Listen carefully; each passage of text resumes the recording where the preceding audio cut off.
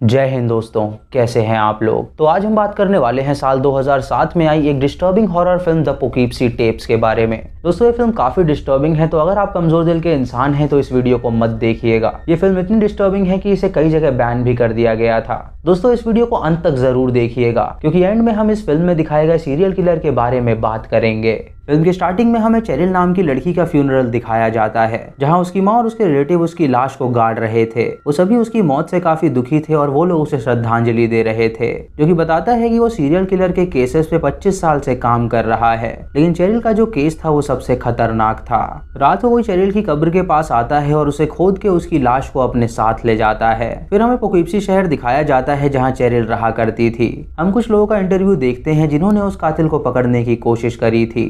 कातिल एक औरत के घर पे रेंट पे रहा करता था और वहीं पे वो अपने सारे क्राइम्स करता था। FBI एजेंट बताता है कि उन्हें उस घर में उस कातिल की ढेर सारी टेप्स मिली, जिसमें उसके विक्टिम्स के टॉर्चर्स की रिकॉर्डिंग है। एक एम्प्लॉय जो कि उस टेप्स को देख रहा था वो दिन रात तक सो नहीं पाया था, क्योंकि उसमें इतनी डिस्टर्बिंग इमेजेस थी कि उसके होश उड़ गए थे। FBI का एक और बंदा इंटरव्यू देता है और बताता है कि उस कातिल को लोगों को टॉर्चर करना बहुत पसंद था। उस टेप में काफी स्नफ फिल्म्स है और पोर्नोग्राफी भी है, जो उस कातिल ने अपने विक्टिम्स के साथ बनाई हुई थी। उन टेप्स को देखने के बाद FBI ने कई सारे लोगों की लाशों को ढूंढ निकाला था। वो टेप्स इतनी ज्यादा थी और अगर कोई भी वो टॉर्चर देखता तो वो पागल हो जाता। एक प्रोफेसर उन टेप्स को FBI नेशनल एकेडमी में लेके जाता है, जहां वो बच्चों को उस कातिल के बारे में बताता है। बच्चों को उस टेप का दिखाने का मकसद ये था कि वो जान सके कि दुनिया में कितना ईविल है, और वो अगर FBI ज्वाइन करेंगे तो उन्हें पता होना चाहिए कि वो कातिल को कैसे पकड़ते हैं। फिर हमें एक टेप दिखाई जाती है जिसमें वो कातिल अपनी गाड़ी से कहीं जा रहा था। अभी उसकी नजर बाहर खेलती हुई एक छोटी बच्ची पे पड़ती है, तो वो अपनी गाड़ी रोकता है और उस लड़की से बात करने जाता है। उस लड़की से उसका नाम पूछता है तो वो लड़की उससे कहती है कि वो स्ट्रेंजर्स से बात नहीं कर सकती, लेकिन वो कातिल उससे दोस्ती करता है और उससे कहता है कि उसे उसकी गुड़िया काफी पसंद आई। मौका देख के वो उस लड़की के सर पे वार करता है, जिससे वो बेहोश हो जाती है और उसके बाद वो उसे उठा के अपने साथ ले जाता है। कुछ दिनों बाद FBI को झाड़ियों में उस लड़की की लाश मिलती है और कातिल ने उसके शरीर को बुरी तरह काट रखा था। इस घटना ने पूरे पोकीप्सी शहर को सदमे में डाल दिया था, लेकिन वो कातिल अभी खुला घूम रहा था और वो पकड़ा नहीं गया था। उस लड़की के माँ बाप इंटरव्यू देते हैं और बताते हैं कि आखिर उसने उनकी बेटी को ही क्यों चुना। वो सिर्फ एक 9 साल की नादान बच्ची थी और कोई उस बच्ची का शोषण कैसे कर सकता है। फिर प्रोफेसर बच्चों को उस कातिल की दूसरी टेप दिखाता है, जहाँ से वो एक कपल से लिफ्ट मांगता है, तो वो उसे लिफ्ट दे देते हैं। वो उससे उसका नाम पूछते हैं तो वो बताता है कि उसका नाम एड है, और वो कपल उसे अपना नाम फ्रैंक और जेनेट बताते हैं। फ्रैंक एड से पूछता है कि आखिर उसे कहाँ उतरना है, तो एड कोई भी जवाब नहीं देता। वो अपने बैग से एक हैमर निकालता है और उसे एड के सर पे मार देता है, जिससे एड बेहोश हो जाता है, और उसके बाद वो जेनेट के मुंह पे कपड़ा रख के उसे सफोकेट करने लगता है। उस कपल के गुम होने से न्यूज में काफी अफड़ा तफड़ी मच जाती है और FBI ये समझ नहीं पा रही थी कि आखिर वो उस कातिल को कैसे पकड़े। प्रोफेसर अपनी क्लास में बताता है कि कातिल ने ये सब प्लान किया हुआ था। वो जानता था कि कुछ दूर पे एक गैस स्टेशन है जो कि अबैंडन्ड है और उसके पीछे का रास्ता पूरा सुनसान है। इसी बात का उसने फायदा उठाया और उस कपल को बंदी बना लिया। फिर प्रोफेसर एक और टेप दिखाता है जहाँ उस कातिल ने जेनेट को बुरी तरह पीट रखा था, और जब वो अपना कैमरा उसके नीचे करता है तो हम देखते हैं कि उसके पेट के अंदर उसने फ्रैंक की खोपड़ी डाल रखी है। ये देख के सभी स्टूडेंट्स काफी डिस्टर्ब हो जाते हैं और प्रोफेसर उन्हें बताता है कि ये कातिल बहुत ही ज्यादा खतरनाक था। डॉक्टर अपने इंटरव्यू में बताता है कि उसने पहली बार ऐसा केस देखा था। जब जेनेट उसके पास लाई गई तो उसका शरीर पूरी तरह जला हुआ था और उसके पेट के अंदर फ्रैंक का कंकाल था। उसके बाद प्रोफेसर स्टूडेंट्स को उस कातिल की एक फुटेज दिखाता है। जब वो गाड़ी में पेट्रोल भर रहा था तो उसने अपने चेहरे पे हाथ लगा रखा था और वो कैमरे की तरफ कुछ इशारा कर रहा था। उसने इशारों में रेड हाउस कहा था और उसके बाद FBI रेड हाउस रेस्टोरेंट में गई, जहाँ पे उन्हें एलिजाबेथ नाम की एक लड़की की लाश मिली जिसे बुरी तरह मारा गया था। यानी उस कातिल ने जानबूझ के CCTV फुटेज में इशारा किया ताकि वो FBI को बता सके कि उसकी नेक्स्ट विक्टिम की लाश कहाँ पर है। फॉरेंसिक डॉक्टर बताता है कि उस कातिल ने एलिजाबेथ की गर्दन अलग कर दी थी, लेकिन जहाँ सभी कातिल इलेक्ट्रिक सॉ का इस्तेमाल करते हैं, उस कातिल ने एक आरी का इस्तेमाल किया, जिससे वो धीरे धीरे उसकी गर्दन काट रहा था। फिर प्रोफेसर स्टूडेंट्स को उस कातिल की एक टेप दिखाता है जिसमें वो शेरिल नाम की लड़की को स्टॉक कर रहा था। रात को वो शेरिल के घर में दाखिल हो गया था और शेरिल तब नहा रही थी। उस कातिल के हाथ में चाकू था और उसने शेरिल को मारने का सोचा, लेकिन तभी शेरिल का बॉयफ्रेंड टिम वहाँ पे आ गया, जो कि उसके साथ पूरी रात बिताया। वो कातिल भी उनके घर में पूरी रात छुपा रहा और जब उसे मौका मिला तो उसने सबसे पहले चाकू से टिम को मारा। शेरिल ने जब टिम की चिल्लाने की आवाज सुनी तो वो काफी डर गई, लेकिन उस कातिल ने शेरिल को पकड़ लिया और उसे किडनैप कर लिया। अगले दिन शेरिल की किडनैपिंग की खबर पूरे शहर में फैल गई और शेरिल की दोस्त से जब इंटरव्यू लिया गया तो उसने बताया कि शेरिल को ये फील हो रहा था कि कोई उसे स्टॉक कर रहा है। इस बारे में उसने उसे भी बताया था, पर उसे लगा था कि शायद वो मजाक कर रही है। फिर हमें उस कातिल की टेप दिखाई जाती है जिसने शेरिल को बंदी बना रखा था। उसने एक जानवर की तरह उसे बांध रखा था और एक क्रो मास्क पहन के वो उसके सामने आया था। वो शेरिल से उसका नाम पूछता है तो शेरिल उसे बताती है कि उसका नाम शेरिल है। ये सुन के वो कातिल उसे टॉर्चर करता है और उसे कहता है कि उसका नाम शेरिल नहीं है बल्कि वो एक स्लेव है। उसका टॉर्चर सह के शेरिल अपने आप को स्लेव समझने लगी और वो खुद को उसका सेवक मानने लगी। FBI एजेंट बताता है कि जो मास्क उस कातिल ने पहना था वो प्राचीन समय में इस्तेमाल किया जाता था। 16वीं सेंचुरी इटली में जो कोई भी वो मास्क पहनता था वो मानता था कि वो लॉ को फॉलो नहीं करता। लोग वो मास्क पहन के कई सारे ऐसे एक्शन किया करते थे जो कि इलीगल थे।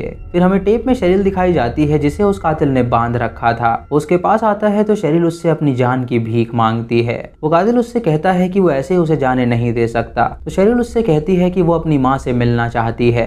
वो कातिल उससे झूठ कहता है कि उसने उसकी माँ को मार डाला है और वो उसका हाथ खोल के उसका मुंह पानी में डालने लगता है। वो शेरिल से कहता है कि वो उसकी स्लेव है और अब वो सिर्फ उसकी है, तो वो ये बात कहे कि वो सिर्फ उसकी है और उसके माँ बाप कोई नहीं है। शेरिल डर के मारे ये बात कहती है जो कि वो कहना नहीं चाहती थी।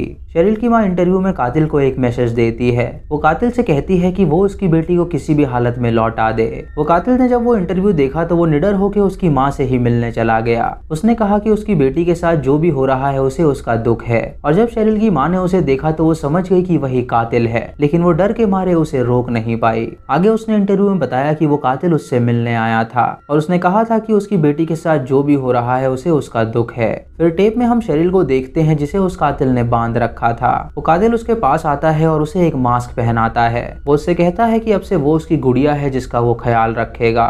FBI एजेंट इंटरव्यू में बताता है कि बाकी कातिल किडनैपिंग के बाद शांत पड़ जाते हैं, लेकिन ये कातिल बहुत ही अलग था जो कि किडनैप करने के बावजूद भी लड़कियों को मार रहा था। उसने प्रोस्टिट्यूट्स को अपना शिकार बना लिया था और जहां भी उन्हें प्रोस्टिट्यूट मिलती थी वो उन्हें मार डालता था। वो अक्सर उनके शरीर और मुंह पे कट लगाता था और उन्हें निवस्त्र करके वो कहीं फेंक देता था।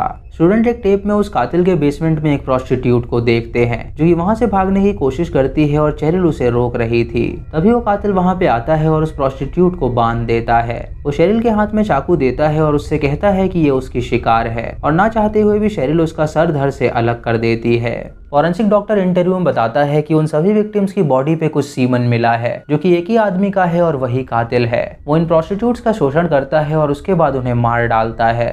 वो FBI का प्रोफेसर अपने स्टूडेंट्स को बताता है कि वो टेड बंडी के पास गया था उससे मदद मांगने के लिए ताकि वो उस कातिल को जल्द से जल्द पकड़ सकें। टेड बंडी ने उससे पूछा था कि ये कातिल विक्टिम के मर्डर के बाद रेप करता है या उससे पहले, तो उसने बताया था कि वो जान से मारने के बाद शोषण करता है। ये सुन के बंडी ने उससे कहा था कि ये कातिल बहुत ही खतरनाक है और वो लाशों के साथ इंटीमेट होता है क्योंकि लाशें उसे टर्न ऑन करती हैं। बंडी ने उससे ये भी कहा था कि इस कातिल को पकड़ना काफी मुश्किल होगा क्योंकि वो बिल्कुल निडर है और वो मर्डर पे मर्डर करे जा रहा है। फिर हम एक और टेप देखते हैं जहाँ वो कातिल अपने घर में बैठा हुआ था। तभी उसके घर पे दो लड़कियां आती हैं जो कि उससे चंदा मांगने आई थी। वो उन दोनों लड़कियों को अंदर आने के लिए कहता है तो वो लड़कियां उससे कहती हैं कि वो अंदर नहीं आ सकती, लेकिन वो उससे कहता है कि अगर वो अंदर आएंगी तो वो उन्हें कोक पिलाएगा। ये सुन के वो लड़कियां अंदर आ जाती हैं और वो उन्हें कोक पिलाता है। तभी उन लड़कियों को बेसमेंट से किसी के चिल्लाने की आवाज आती है। इससे वो लड़कियां काफी डर जाती हैं और कातिल उनसे कहता है कि वहाँ पे एक रकून है। वो लड़की उससे कहती है कि उनके एरिया में कोई रकून है ही नहीं। ये सुन के वो कातिल उनके लिए दरवाजा खोलता है और उनसे कहता है कि वो दोनों यहाँ से चली जाएं। फिर वो टेबल का पर्दा हटाता है और हम देखते हैं कि वहाँ पे रेचल है जो कि टेबल बनी हुई थी।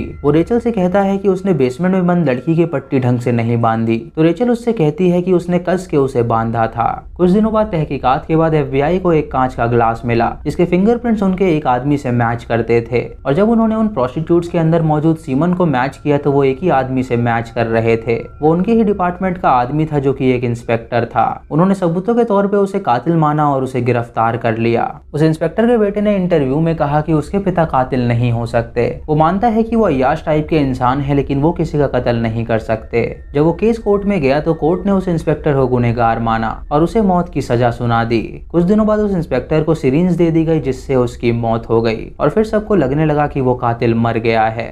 एक इंस्पेक्टर इंटरव्यू में बताता है कि उसके पार्टनर की मौत के बाद उसके मेल बॉक्स में एक लेटर आया था जिसपे एक मैप था और उस पे लिखा हुआ था मिस्ड वन। ये देख के वो समझ गया कि असली कातिल कोई और है और उन्होंने गलत आदमी को मार डाला है। इससे लोग पुलिस के इन्वेस्टिगेशन पे सवाल उठाने लगे और उस इंस्पेक्टर के बेटे ने कहा कि उसे पहले ही पता था कि उसके पिता गुनहगार नहीं हैं। उसी वक्त वहाँ पे 9/11 हो गया और सभी न्यूज पे उसकी चर्चा होने लगी, जिसकी वजह से उस इंस्पेक्टर की न्यूज सब लोग भूल गए। उसके बाद भी वो कातिल नहीं रुका और वो मर्डर्स करने लगा। एक टेप में दिखाते हैं कि उस कातिल ने पुलिस का भेष लिया हुआ था और वो अपनी गाड़ी को पुलिस की गाड़ी बना के शहर में घूम रहा था। रास्ते में उसे एक लड़की दिखी जिसकी गाड़ी का टायर पंक्चर हो गया था, तो उसने उसकी मदद करने के लिए उसे अपनी गाड़ी में बैठा लिया। उस औरत ने उसे ऑफिसर पुकारते हुए कहा कि उसका नाम क्या है, तो कातिल ने कहा कि उसे ऐसा क्यों लगता है कि वो एक ऑफिसर है। वो औरत ये सुनकर डर गई और उससे पूछा कि अगर वो ऑफिसर नहीं है तो वो कौन है। तो कातिल ने उसे बताया कि वो एक रिपर है जो उसका रेप करके उसे मारने वाला है। ये सुन के वो औरत डर गई और जोर से चिल्लाने लगी और उस कातिल ने अपनी गाड़ी रोकी और उसे किडनैप करके वो अपने बेसमेंट में ले गया।